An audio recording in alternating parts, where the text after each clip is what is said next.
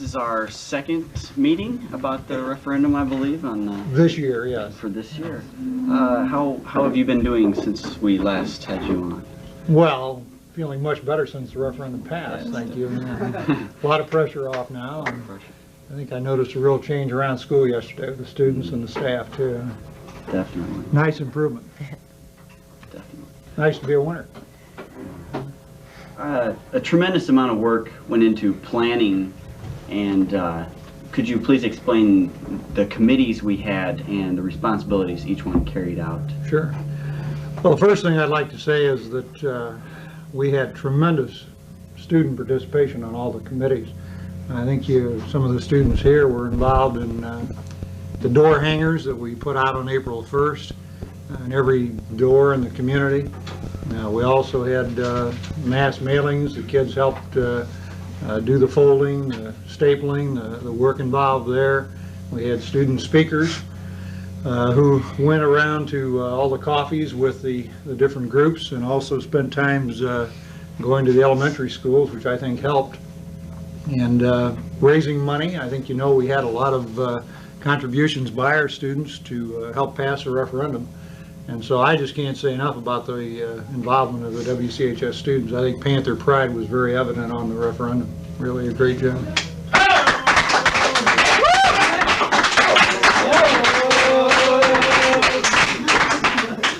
And as you know, the school belongs to our students, and I think they showed a lot of effort and participated on the committees, and it was very difficult. I don't know if you know it or not, but 7 out of 10 referenda statewide failed.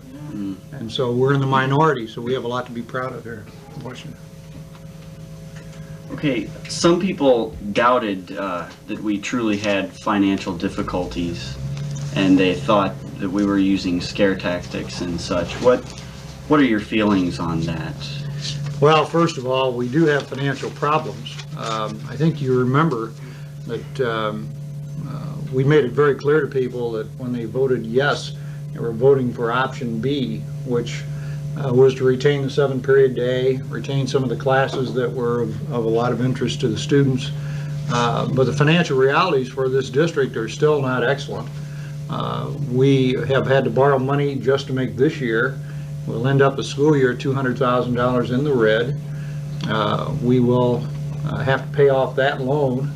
We'll also have to try to make the referendum last.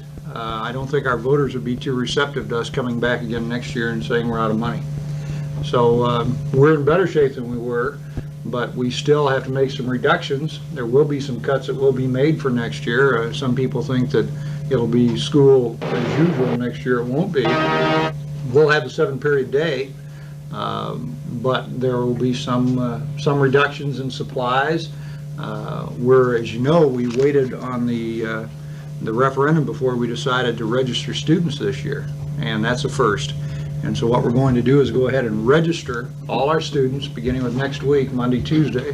We're going to start, and then after all the registrations completed, the class counts are in, then we'll determine how many of the teachers that have been RIFed already will be back next year. So as we said, we would staff to meet the needs of the students, but there still have to be reductions made. What people don't realize is this year our budget is out of balance by about $500,000. We have $500,000 less in revenue than we have in expenditures, and you have to bring those into balance at some time. You can't keep accumulating the deficit, so we'll do that.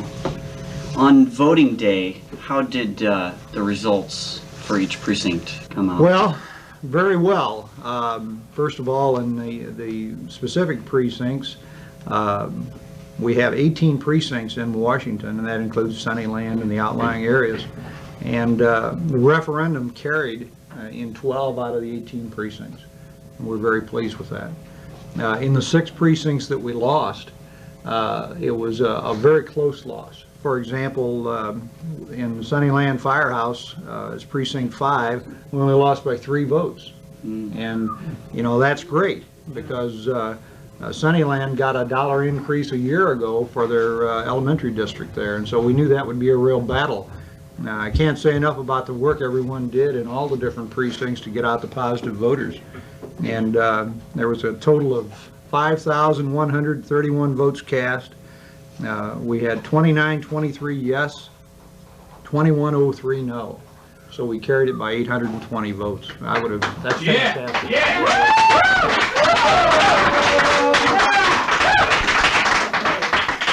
Now, what are your feelings still on those 2,100 no voters? Was that scary to see that it only passed by 800? No, it's scary when it passes by one. By one, all right. It's 800 is a good majority.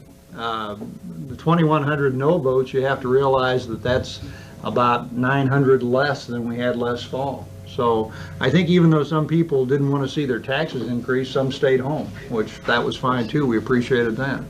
But no, overall, I'm just tickled to death with the outcome. An 800 vote victory in a school referendum to raise property taxes is really a fantastic result. So we feel very good about that.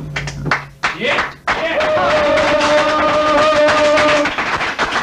And also, luckily, our neighboring school, Metamora, also passed there, so we were practically the only two in the area that could really pass them then. I went up to Metamora Wednesday and congratulated the Superintendent Maurer on their victory, and they had a lot of the same things riding that we did, extracurricular activities and you know, all the sports and all the non-sport activities, and it was a tough battle for them too. One thing that I was really pleased about here in Washington, we didn't have the negative campaign visibly against the schools. And in Metamora, there were signs, and there were people who took out ads in the paper, and there was some negative letters to the editor. We didn't have that in Washington, so that speaks well for our community too. The people may not have been in favor, but they didn't actively oppose it, and that helped too. Now, you said that you saw a change in the students, or that there was great participation. Did you see a change in the community on the way they felt about the school? Well, I think the thing we heard most of all back in November when we were unsuccessful was that not enough people really realized what was at issue. And I think certainly the public hearings that the board held, they weren't enjoyable to go through. But I think that visibility really got everyone's attention. And I think, you know, it's one thing to have somebody say, well, we didn't know. I don't think there was one person in the entire community of Washington, in the township, that didn't know what was at stake on this election. And, you know, I think that visibility really helped our school district, and it helped to have the issue very clearly defined. Yeah. All right, now you mentioned that the 1991-1992 school year will not be the same. How do you view our long-term financial situation? Well, first of all, very fortunate that we passed the referendum. Someone asked me the day before the election and the day after the election, how long would the money last us? And you've got more money than when will the next time be that you're back to the voters? You can't really say that because, you know, and give a definitive answer just because we don't know what the state's going to do. For example, we've already found out from the state of Illinois that we're not going to get the full amount of state aid this year they told us we were going to get back in a year ago. And so that's something we can't control. Also, we're looking at reduced state aid next year. And we don't know what's going to happen on the income tax surcharge. There's so many variables out there. We would hope that we won't have to go through this again as a school district until you know, maybe 5 years down the road. We would hope that that will be the next time we have to go back. As far as school next year for our students, I think you will not have some of the classes you had this year, like agriculture, like French 1, but there will be pretty much the same thing as far as the core subjects are concerned. The upper elective classes will still be there. We'll still have homecoming. We'll still have our student activity program, and it will be, as far as the student experience, you'll be able to sign up for as many classes as you want to for next year. And, you know, I think that will still be the same. It won't be the massive cuts that we could have had. Absolutely not. Had we lost the referendum, we would have been looking at a 6-period day, would have been looking at the loss of a lot of elective classes. It would have been a really traumatic year. I'm glad I don't have to sit here and go over those things with you. Definitely. What are your general feelings about WCHS and its future now that the referendum has indeed passed?